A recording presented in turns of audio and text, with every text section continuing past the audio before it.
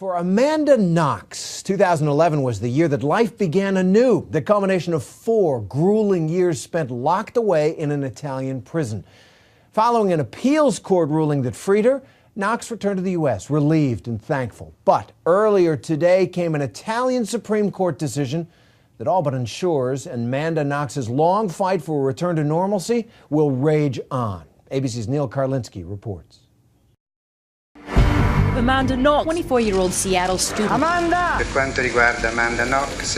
Even in a case filled with more twists and turns than a Hollywood movie. E condanna Knox Amanda Marie. Thank you for being there for me. The decision hit like an earthquake.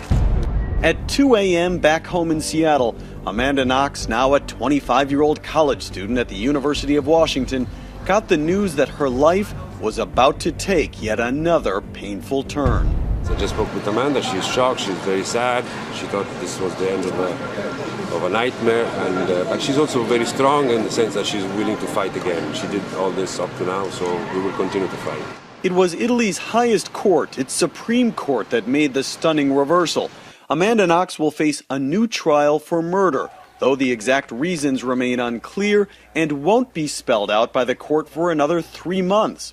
In a statement, Knox said the court's decision was painful and completely unfounded and unfair.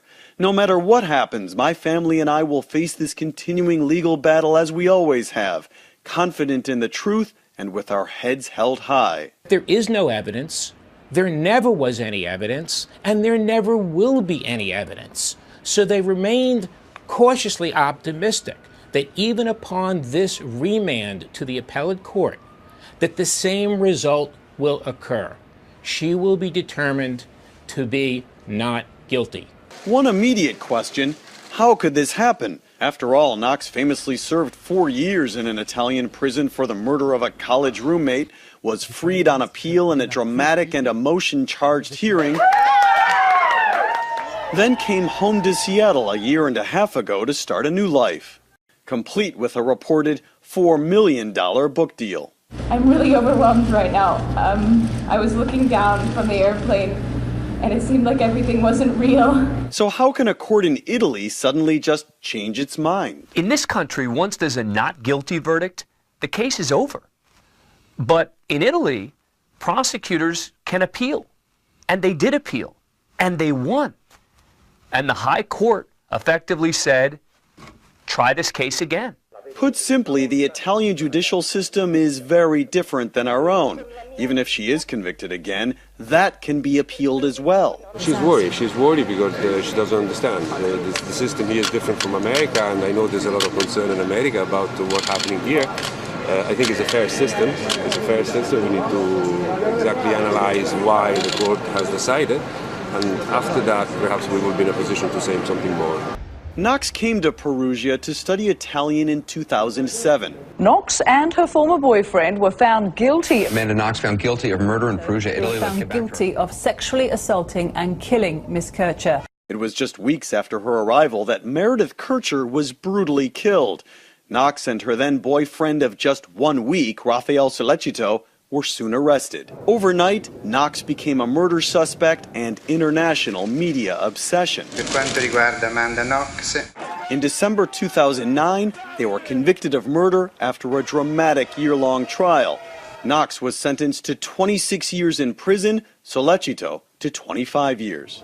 The verdict devastated her family, which made dozens of overseas trips and spent everything they had, more than $1 million, fighting the charges.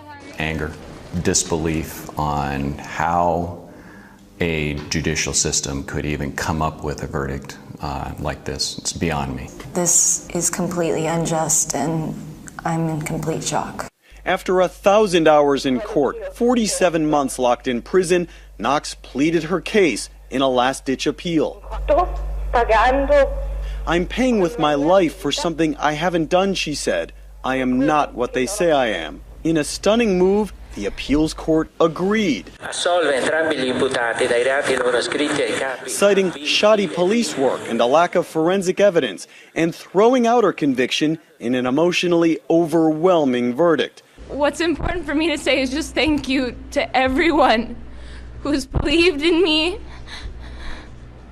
who's defended me, who's supported my family. Since her return home, Knox could be seen on the streets of Seattle, getting coffee between creative writing classes. She has a boyfriend and lives in her own apartment. She has plans, too. Amanda Knox wants to make a living as a writer, but that will have to wait. Her life yet again has been put on hold. No matter what happens in this case, I think it's very unlikely that Amanda Knox would be forced to go back to Italy.